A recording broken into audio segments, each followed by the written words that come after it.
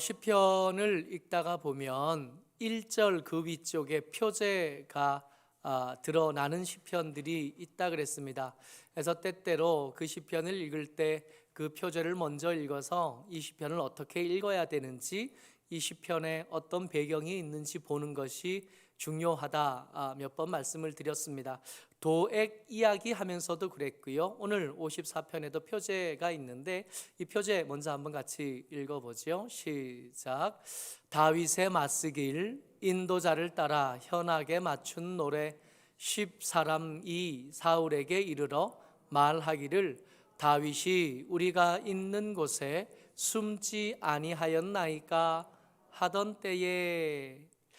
도액 이야기에 이어서 지금 다윗은 광야에서 삽니다. 그 주변에 사람들이 점점 모여서 아둘람 굴에 있을 때 400명이 모였다가 지금 10사람들이 다윗을 고발할 때쯤 되면 그 주변의 사람들이 더 늘었어요. 그래서 지금은 한 600명 가량이나 됩니다.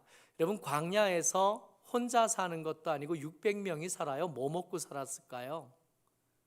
광야는 먹을 것을 구할 수 없고 물 구할 수 없고 사실은 거기에 사람 사는 곳이 아닌 곳인데 그곳에서 혼자 사는 것도 아니고 600명이 살아요. 그 600명의 대표가 된 다윗에게는 이 사람을 먹여야 될, 이 사람들을 먹여 살려야 될 책임까지 같이 주어졌는데, 여러분, 이게 생계를 책임지다 한 것이 얼마나 무거운지, 얼마나 버거운지 가장이 되고 나서 조금씩 더 알게 되는 거죠. 내가 싫든 내가 좋든 그 짐은 내 마음대로 벗을 수 있는 게 아니게 되는 겁니다. 자연인 이야기 이렇게 TV에서 보잖아요. 자연인 이야기를 보면 그 사람들이 참 대단한 분들이신 거예요. 그 짐을 과감하게 벗어낸 거지. 한번 생각해봐요. 부자였었나? 그 사람들이 그렇게 산으로 가도 그 가족들 먹고 살 만한 것들이 준비됐을까 하는 것부터 사실은 제가 제일 먼저 궁금하거든요. 다윗이 그 광야에서 생계를 해결한 방법이 뭐였을까를 나발의 이야기를 통해서 짐작할 수 있습니다. 사무엘상 25장 7절 말씀이에요. 같이 한번 읽죠. 시작. 내 목자들이 우리와 함께 있었으나 우리가 그들을 해하지 아니하였고 그들이 갈멜에 있는 동안에 그들의 것을 하나도 잃지 아니하였나니. 이 다윗이 그 밑에 데리고 있던 600명 가량의 사람들을 풀어서 그 광야 주변에서 양을 치거나 염소를 치는 사람들을 보호하는 일들을 해 준 겁니다. 그래서 이 사람들이 원래 양을 친다는 게 양이 한두 마리가 아니잖아요. 100마리, 1000마리 단위로 양을 키우는데 그 양을 키우는 곳이 광야에 가까운 곳이 될 가능성이 많았었나 봐요. 그러다 보니까 산짐승, 들짐승들에게 물려가는 것도 많고 그 광야 주변에는 항상 도둑들이 숨어 들기가 쉽고 또 도망가기도 쉬우니까 항상 강도들에게 빼앗기는 몫이 생기게 마련이거든요. 근데 어느 땐가부터 이 광야에 머무는 이 다윗의 무리들이 그 양들을 지켜주고 염소를 지켜준 겁니다. 사실은 다윗이 600명이나 모였다 그랬잖아요. 그 정도쯤 되면 그 주변에 있는 강도들 중에 짱 먹을 수 있고 그 주변에 있는 도둑들 중에 제일 강력한 도둑이 될 수도 있었는데 다윗이 그렇게 하지 않은 거예요. 빼앗거나 협박한 게 아니라 저들을 도와주고, 그래서 저들과 함께 있을 때 양이 축나지 않도록, 저들과 함께 있을 때 목자들이 피해를 입지 않도록 울타리가 되는 일을 해준 겁니다. 그러고 난 다음에 그 양의 주인, 이 목동들은 양의 주인이 아닐 가능성이 높거든요. 염소의 주인들을 찾아가서 얼마간 도움을 받으면 그것으로 먹고 산 것 같아요. 근데 항상 그렇지만 우리가 선의를 베푼다고 해서 그게 선의로 돌아오는 법은 아니잖아요. 우리가 호의를 베푼다고 해서 그 베풀어둔 호의가 매번 호의로 돌아오느냐? 어떠셨어요? 여러분 어때요? 호의를 베푸면 호의로 돌아오나요?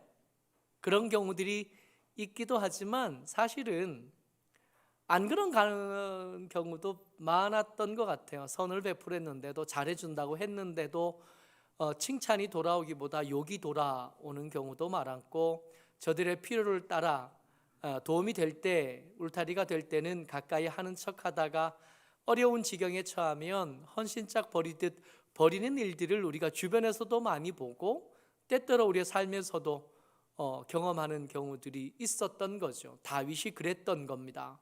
다윗이 이때를 추억하면서 시편 54편을 쓰는데, 이 노래하는 중에 낯선 자들이 등장해요. 오늘 읽었던 시편 3절입니다. 같이요, 시작. 낯선 자들이 일어나 나를 치고 포악한 자들이 나의 생명을 수색하며 하나님을 자기 앞에 두지 아니하였음이니이다. 아멘. 다윗이 지금 광야에 살게 된 것부터가 사실은 그가 의지하고 그가 도움을 주고 싶었고, 그를 주님이라고 불러가며 그 안에 살던 그 아내의 아버지 사울에게 쫓겨와서 지금 광야에 살잖아요. 사울이 다윗을 향하여 낯선 자라고 하면 안 되는 거잖아요. 장인이고 믿음직한 부하고 어디든 보내면 그 임무가 아무리 어려운 임무라고 해도 능히 다 감당하고 완수해낸 다음에 돌아오는 사람이 다윗이었어요. 다윗은 사울을 향하여 충성스러운 사람이었음에도 불구하고 사울은 다윗을 자기의 경쟁자로 여깁니다. 죽여야 될 사람으로 생각한 겁니다.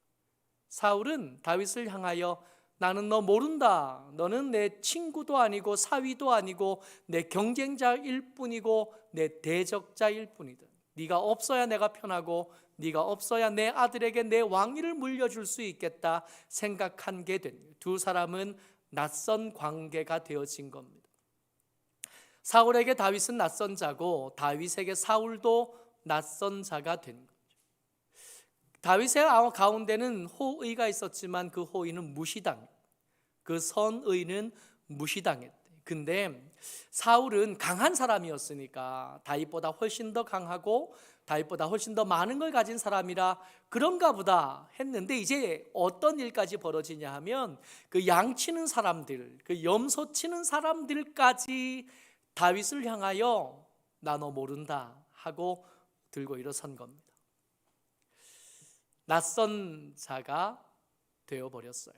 근데 이 낯선 자가 되는 경험이 다윗이 광야에서만 경험하는 게 아니라 우리도 때때로 우리의 삶의 자리에서 경험하죠. 남편이 아내에게서 낯선 자가 되는 경우가 있고요, 아내가 남편에게서 낯선 자가 되는 경우가 있습니다. 자녀들이 부모에게 낯선 자가 되는 경우도 있고, 부모들이 자녀들에게 낯선 자가 되는 경우 얼마든지 있습니다. 청년들이 있는데 연애하시죠? 연애하는 그놈이 내게 낯선 자가 될 가능성이 있고요, 연애하던 그 여자아이가 내게 낯선 자가 될 가능성이 얼마든지. 직장의 동료가 낯선 자가 되는 경우 손에 꼽을 수도 없고요, 우리가 살면서 내가 사는 땅 광야도 힘든데 그것보다 더 힘든 건 그 뜨거운 그 광야에서 양 지켜주고 염소 지켜줬더니 얼마간 얻겠다고 찾아갔더니 모른다 그래버리는 일, 낯선 자가 되는 경우는 우리가 살면서도 얼마든지 경험하게 됩니다.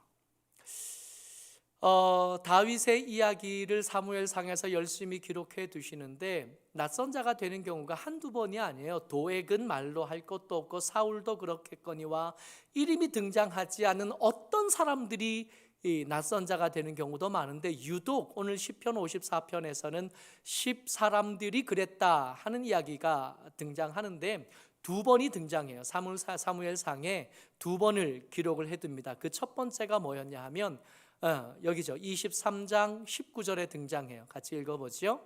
시작. 그때의 10사람들이 기브아에 이르러 사울에게 나와 이르되 다윗이 우리와 함께 광야 남쪽 하길라산 숲을 요새에 숨지 아니하였나이까? 다윗이 그 사람들과 함께 있었던 것 같아요. 그죠? 함께 있으면서 아마 그들의 양을 지켰을 거고 그들의 목동을 지켰을 텐데, 앞으로는 그 다윗의 도움을 받으면서 뒤로는 사람을 보내서 사울에게 다윗이 여기 있으니까 잡아가셔야 됩니다 라고 고발하는 일이 있었던 겁니다. 이때 다윗은 이 23장에 기록된 이 사건이 일어났을 때 다윗은 사울을 향하여 두려움으로 가득 차 있어요. 26절 말씀입니다. 같이요, 시작. 사울이 산 이쪽으로 가매 다윗과 그의 사람들은 산 저쪽으로 가며 다윗이 사울을 두려워하여 급히 피하려 하였으니. 말씀을 자세히 이렇게 들여다보면 다윗이 지금 낯선 자가 돼서 사울에게 쫓겨다니는 그 상황을 어떻게 받아들였는지를 짐작할 수 있습니다. 다윗은 지금 두려움에 빠져 있어요. 나를 낯선 자로 여기는 그 사람들, 그 목자들, 그 별것 아닌 목자들에 대한 섭섭함과 배신감도 치를 떨고 있지만, 더 무서운 건 사울이 끌고 온 군대 3,000명이 너무 무서운 거예요. 그의 사울의 추격은 굉장히 주요하고 굉장히 효과적이었어서 도망 다니는데, 그 도망 다닐 수 있는 거리와 시간이 조금씩 더 짧아집니다. 이제 잡히기 직전이에요. 어쩌면 내일이 되면 이 다윗은 사울에게 잡히게 될 겁니다. 사울이 산 이쪽으로 가매 다윗과 그 사람은 산 저쪽으로, 이게 산 하나를 사이에 두고 이쪽 저쪽 도망가고 쫓겨가고 또 쫓아오는 장면들이 이 머릿속에 연상이 되는 말씀이죠. 근데 이제 곧 잡힐 그때쯤, 이제 더 이상 도망갈 수 없게 된 그때쯤 사울에게 전령이 찾아와서 급한 소식을 전합니다. 27절이요. 시작. 전령이 사울에게 와서 이르되 급히 오소서 블레셋 사람들이 땅을 침노하나이다. 하나님의 은혜가, 하나님의 보이지 않는 손길이 광야에 있고 낯선 자가 된 이 다윗에게도 함께 하셨던 겁니다. 생뚱맞게 준비되고 예고되지 않았던 전쟁이 급히 일어났고, 더 이상 왕이 그 사위 잡으려고 쫓아다닐 수 있는 시간이 아니게 되었다고 전령이 와서 급히 오소서. 내일이면 잡는데, 한나절만 시간이 있으면 이제 잡아서 저를 죽일 수 있는데, 눈앞에 있는데, 전투가 벌어지면 그 전투의 결과는 의심의 여지가 없어요. 3,000명이나 있고 600명밖에 없어요. 아직 이 600명들은 그저 도적의 무리와 그리 다르지 않거든요. 근데 그때 전령이 찾아온 겁니다. 전쟁이 시작됐습니다. 여기서 이러고 있을 시간이 없습니다. 사울이 얼마나 아까웠을까요? 이렇게 아까우면서 돌아가고 난 다음에 다윗이 그 땅의 이름을 뭐라고 부르냐 하면 셀라 하마누곳이라고 불러요. 하나님께서 원수인 사울에게서 나를 떨어뜨려 놓으셨다. 셀라 하마누곳이라고 그 장소를 기념하는 거예요. 그 죽을 뻔했던 장소인데 죽지 않은 거예요. 정말 밥 한 끼 먹을 정도의 시간만 있었으면 잡혔을 거고 장인에게 죽을 뻔했는데 하나님께서 그 사이에 간섭하셨고 떼어 놓으셨다. 분리하는 바위, 그러고 이름을 지어놓은 거예요. 근데 시간이 점점 지납니다. 시간이 꽤 많이 지나서 그 사이에 어떤 사람들의 고발, 또 어떤 사람들의 간섭, 여러 가지 많은 일들이 있은 뒤에 또 한 번 이 사람들, 같은 동네 같은 사람들이 사울을 또 한 번 고발해요. 26장, 아까 23장이었잖아요. 그 사이에 여러 가지 일들이 있었고 26장 시간이 꽤 지난 다음에 다시 고발하는 일들이 펼쳐집니다. 26장 1절 말씀이요. 시작. 10사람이 기브아에 와서 사울에게 말하여 이르되 다윗이 광야 앞 하길라산에 숨지 아니하였나이까 하매, 장소가 맹 하길라산 그 주변 어딘 것 같아요. 사실은 다윗이 애초에 이 광야, 이 유대 광야에 있고 싶지 않았어요. 멀리 해외로 도망가고 싶었는데, 그 모압 땅에 도망갔을 때 하나님이 하나님의 사람 선지자 갓을 보내서 여기 있지 말고 어디로 가라고요? 유대 땅으로 돌아가라 그러셨거든요. 그러니까 하나님을 경외하는 사람 다윗의 입장에서는 여기가 너무 위험한데 하나님이 도망가는 것도 허락해 주시지 않으셨기 때문에 거기 있을 수밖에 없어요. 거기 누가 살아요? 10사람들이 사는 거예요. 여러분, 이미 한번 고발했던 것이 들켰잖아요. 그러면 그 사람들과 다윗의 관계는 점점 더 나빠질 수밖에 없는 거 아니에요? 그런데도 거길 떠나지는 못해요. 왜냐하면 하나님께서 금을 그어 놓으셨거든요. 여기까지만. 여러분들과 제가 하나님의 사람으로 사는 동안에 이것까지 힘들 때도 있고 어려울 때도 있겠지만 기억하셔야 될 거 있어요. 하나님이 경계선을 그어 놓으신 것이 있습니다. 그거 넘어가면 끝나는 거예요. 하나님의 사람 아니게 되는. 때때로 극단적인 생각이 들고 분노하고 화날 때가 있지만 그럼에도 불구하고 하나님의 울타리 안에서 화날 수 있고요, 싸울 수 있고요, 다툴 수 있지만 그럼에도 불구하고 그 선 안에서. 아멘. 이게 쉽지 않아요. 다윗의 입장에서 한번 생각해 보세요. 이 지긋지긋한 땅에서 계속 살고 싶을까요? 온갖 주변에 낯선 사람들만 가득한 그곳에서 하루도 더 안 있고 싶지 않을까요? 하나님, 내가 모압 땅 가겠다 그랬잖아요. 모압 왕이 우리를 받아준다 그랬잖아요. 거기 있고 싶다 그랬잖아요. 근데 하나님 대답해 주시지 않은 거예요. 선 그어놓고 그 안에서 또 한 번 이 사람들, 전적이 있는 이 사람들이 또 고발을 한 겁니다. 근데 시간이 꽤 지났다 그랬잖아요. 다윗의 태도가 달라져 있어요. 그 전에 처음 10사람들이 고발했을 때만 해도 두려움이 다윗을 관통하는 감정이었다면 이제 좀 달라져 있습니다. 26장 4절에 보면 이 다윗의 사울의 군대가 찾아왔다 그러니까 다윗이 뭘 하냐 하면 어디까지 왔나, 누가 왔나, 몇 명이나 왔나, 어디에 진치고 있나를 정탐꾼을 보내서 파악하기 시작해요. 이전 같았으면 어떻게 했을 거예요? 사울이 이쪽 산으로 오면 저쪽 산으로 도망가고, 사울이 저쪽 산으로 오면 이쪽으로 도망갔어야 되는데 이제는 안 그래요. 어떻게 하냐면 어디까지 왔나 가서 좀 봐라, 보고 와라 그래요. 이제 함께 있는 사람들이 어느 정도 군사의 역할, 군대의 역할을 하기 시작한 겁니다. 그 낯선 자들이 가득한 그 광야 그곳에서 말입니다. 여러 사람들, 가까이 있는 사람들 중에 한 사람을 데리고 아비새를 뽑아서 누가 같이 가볼래? 내가 좀 가보려고 그러는데 누가 같이 갈래? 그랬더니 아비새가 얼른 저요 그랬거든요. 아비새와 함께 사울이 진친 곳으로 찾아갑니다. 웬거리요? 그 군대가 진쳤으면 이게 보초 서는 사람들이 항상 있을 법한데 깊은 밤에 다들 잠들어 있는 거예요. 말씀을 자세히 보면, 그 근처의 말씀을 보면 하나님께서 그 군대와 보초와 사울을 잠들게 하셨다라고 기록되어 있어요. 다윗이 그곳에 찾아갑니다. 그야말로 호랑이 주둥이 아니잖아요. 그 안에 찾아가요. 어디까지 가냐 하면 사울이 잠들어 있는 천막 안에까지 갑니다. 그 천막 안에 가서 눈앞에 사울이 잠들어 있는 거예요. 눈앞에 사울이 잠들어 있으니까 아비새가, 그 옆에 같이 온 아비새가 다윗에게 작은 목소리로 속삭이기 시작합니다. 26장 8절이에요. 같이요. 시작. 하나님이 오늘 당신의 원수를 당신의 손에 넘기셨나이다. 그러므로 청하오니 내가 창으로 그를 찔러서 단번에 땅에 꽂게 하소서. 내가 그를 2번 찌를 것이 없으리이다. 여러분, 다 잔다고요. 군대가 진을 쳤는데 이게 가능한 일이 아니거든요. 한 놈은 꽤 있어야 정상이거든요.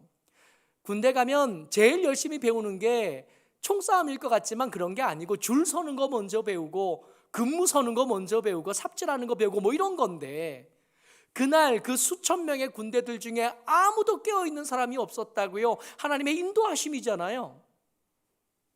하나님의 간섭하심이잖아요. 하나님께서 역사하셨잖아요. 아비새가 예민하게 하나님의 역사하심에 반응한 겁니다. 죽입시다 했더니 다윗이 안 된다 그래요. 노.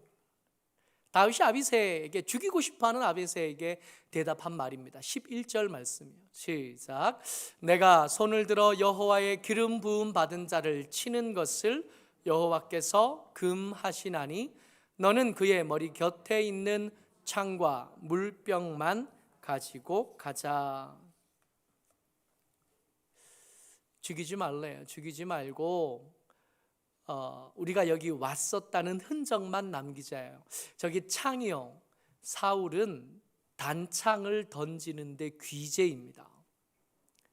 이 창은 사울의 성명병기예요. 그의 특기이기도 합니다. 광야에 있으면서 사울의 왕의 물병이요. 여러분, 왕의 물병은 그냥 두는 게 아니라 제일 조심스럽게 관리해야 될 거가 되는 거거든요. 이 두 가지 들고 간 거.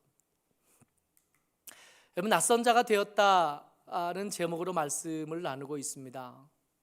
낯선 자가 된다는 건 내가 베푼 호의가 호의로 돌아온 게 아니라 악의로 돌아왔을 때, 내가 최선을 다하고 수고하고 애쓰고 또 땀 흘려 했던 것들이 합당한 열매로 돌아오지 않고, 합당한 열매는커녕 오히려 화가 되어 돌아왔을 때, 그때를 말하는 거거든요. 이런 때를 맞이하게 되면 보통 두 가지의 반응이 일반적으로 나타나요. 첫 번째 반응이 뭐냐 하면, 버림받았잖아요. 사랑받지 못하고 칭찬받지 못한 거 아니에요. 칭찬받을 걸 기대했는데 칭찬은커녕 배신당한 거 아닙니까? 그렇다면 보통 사람들은 어떻게 하냐면, 저들이 하는 말이 맞아. 나 쓸데없는 사람, 나는 쓸모없는 사람, 나는 도움이 되는 사람, 살 가치가 있는 사람이 아니라 살 가치 없고 더 이상 여기 있을 이유가 없고, 그래서 극단적으로 가면 자살하는 거거든요. 이게 내 이야기 아니다 싶지만 여러분, 이 상황에 이렇게 닥치면 거의 대부분의 사람들이, 나를 낯선 자라고 생각하는 자들이 말에 동의하게 됩니다. 그렇지 뭐, 나 같은 사람이 무슨, 나같이 쓸모없고 능력없고 모자란 사람이 이런 대우, 이런 취급을 받는 게 당연하지 하고 생각하게 돼요. 그래서 사실 자살하는 거거든요. 근데 몇몇 사람들이 이렇게 포기하는 게 아니라 몇몇 사람들이 반대쪽으로 극단적으로 반응하는 사람들이 있습니다. 화가 나잖아요. 난 한다고 했는데, 난 잘 해줬는데, 난 호의를 베풀었는데 악의로 돌아왔으니까 이건 내가 잘못된 게 아니라 저놈이 잘못된 거예요. 앞의 경우는 나를 죽였지만 두 번째 경우는 나를 죽이는 게 아니라 나를 낯선 자로 여기는 것들을 죽입니다. 보통 이 두 가지 반응이 나타나는 거예요. 지금 같으면 복수라도, 욕이라도 시원하게 해줄 것 같지만 여러분, 사실은 이 복수하는 사람들이 난 사람들이에요. 복수하기도 쉽지 않아요. 이 낯선 자가 되는 경험이 한 번, 두 번 겹치게 되면 복수는커녕 자살이 훨씬 더 쉽고요, 포기하는 일들이 훨씬 더 빈번하게 일어납니다. 근데 다윗이 사울을 죽일 수 있는 경우가 있었잖아요. 죽일 수 있는 기회가, 오늘 제가 한 가지 이야기만 했지만 이게 한 번이 아니거든요. 23장과 26장 사이에 다윗이 사울을 죽일 수 있는 기회를 거절한 게 몇 번 더 기록되어서 있고요, 포기해야 될 만한 상황들에 대한 이야기가 계속 나와요. 그런데도 불구하고 다윗은 포기하지도 않았고, 그렇다고 해서 복수하지도 않았습니다. 거절한 거죠.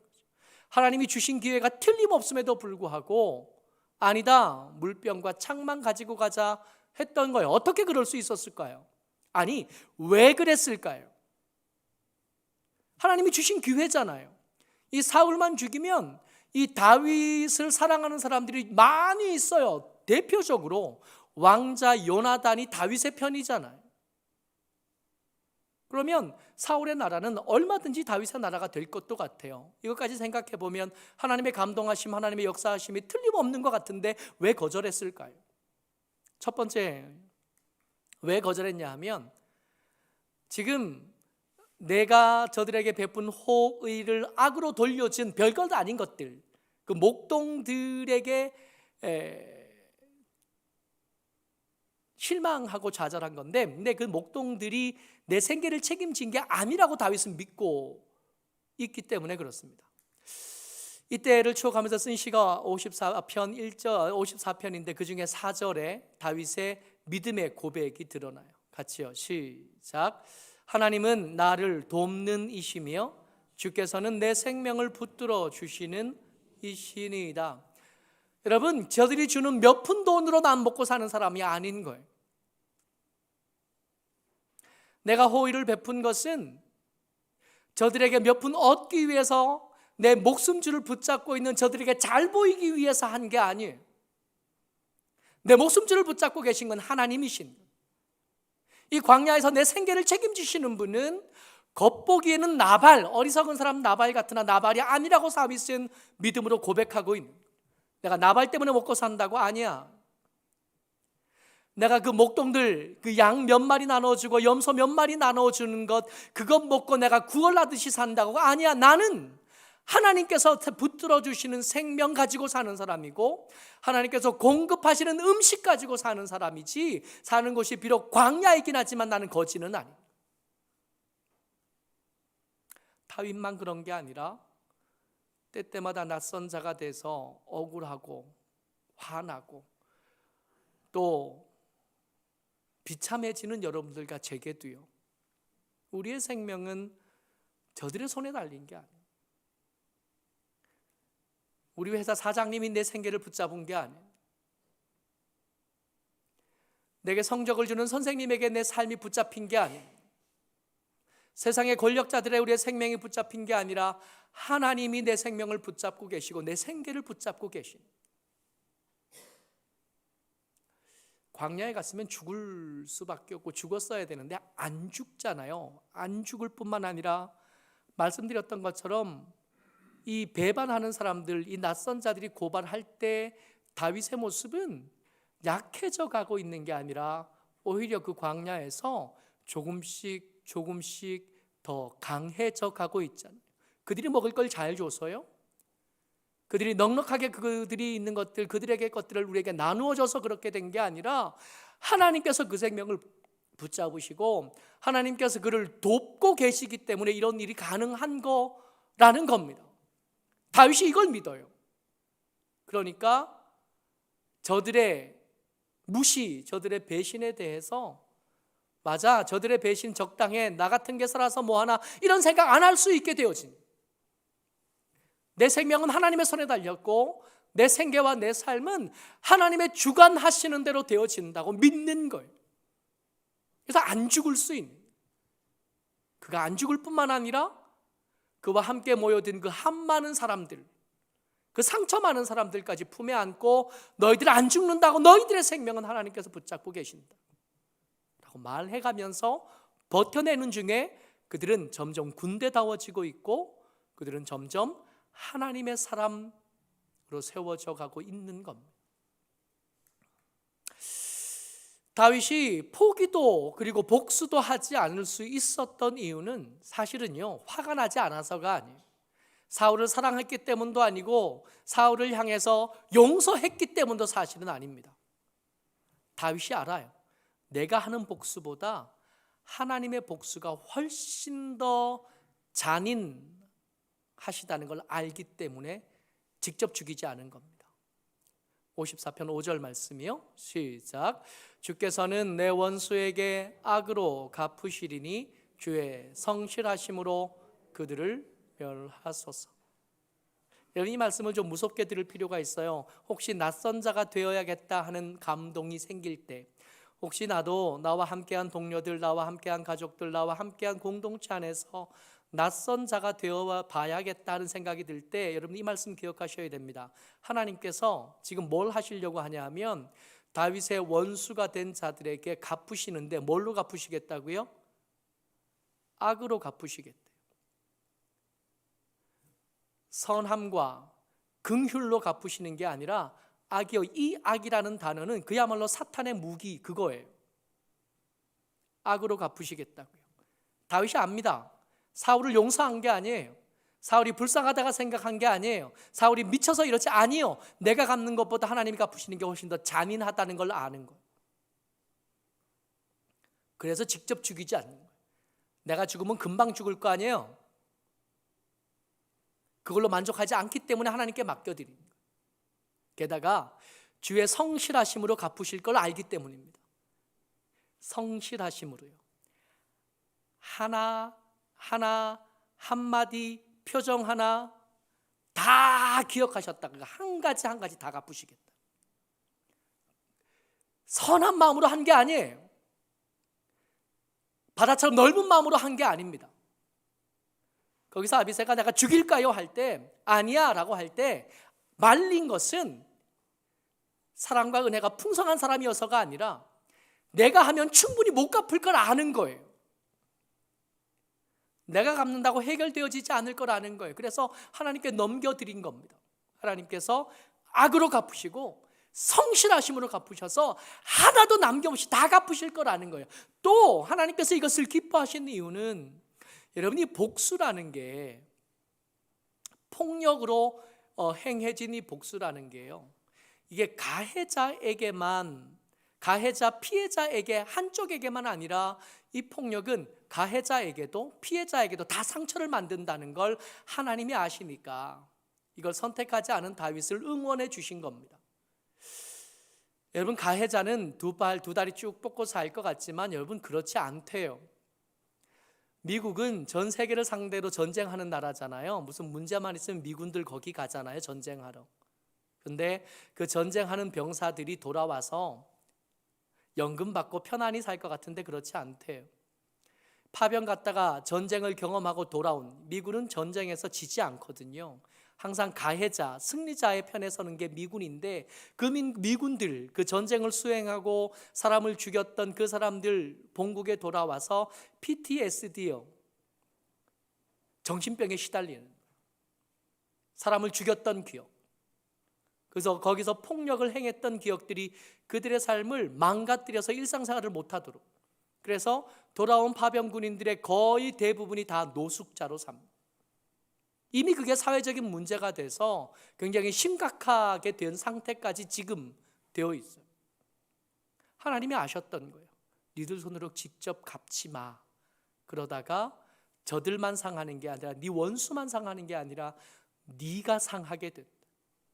복수했던 네 마음이 상하고 복수했던 네 마음이 무너지게 될. 그래서 하나님이 못하게 하시는, 하나님께서 그것을 잊어버려서 못하게 하시는 게 아니에요. 저 원수들의 죄가를 가볍게 생각하셔서 못하게 하신 게 아니라 우리가 다칠까 봐, 우리가 무너질까 봐 못하게 막아주신. 낯선 자가 되었습니다.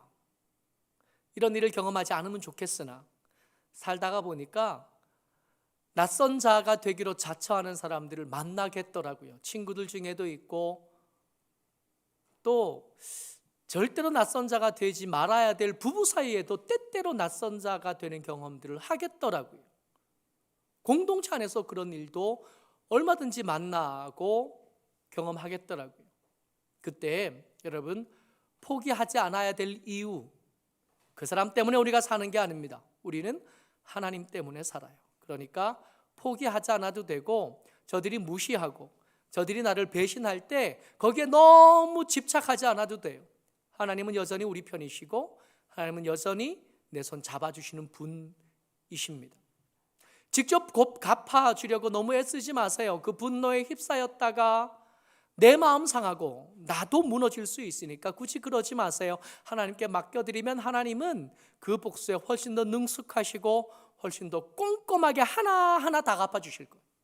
그러니까 굳이 직접 갚으려고도 하지 마십시오. 낯선 자가 되는 경험들이 없었으면 좋겠습니다. 일부러 거기 갈 일은 없으나, 그러나 다윗이 낯선 자가 되어서 광야에 사는 동안에 점점 강해졌던 것들이 부럽기는 해요. 일부러 낯선 자가 될 건 없지만 낯선 자가 되면 주변의 조명들이 다 꺼지고 우리의 도움이 되겠다, 우리의 힘이 되겠다 하는 것들이 조용해지니까 진짜 도움이 되시는 하나님, 진짜 내 편이 되신 하나님의 빛이 더 강하게 보일 수는 있겠거든요. 낯선 자가 되는 경험이 없었으면 좋겠습니다만은 혹시 어쩌다가 보니까 내가 낯선 자가 된 것 같아요. 주변의 사람들이 나에게 다 등을 돌린 것 같아요. 그때 저들을 바라볼 게 아니라 낯선 자를 찾아와셔서 낯선 자에게 내가 네 하나님이야 말씀하시는 하나님을 만나는 기회로 삼는다면 그것도 괜찮겠다 하는 생각이 듭니다. 어쩌렇게 여러분들 주변에 한번 보시죠. 오랜만에 여러분들 오셨는데 한번 보시죠. 이제 그만 보고 저 보세요. 그 사람들이 낯선 사람이 될 수 있거든요. 거기에 너무 집중하지 마시고 하나님 보자고요. 하나님 보고 그의 도우심에 의지하고 그리고 나를 더 강한 자, 더 능한 자로 키워내기를 원하시는 하나님께 집중하는 저와 여러분 되시기를 주의 이름으로 축복합니다. 아멘.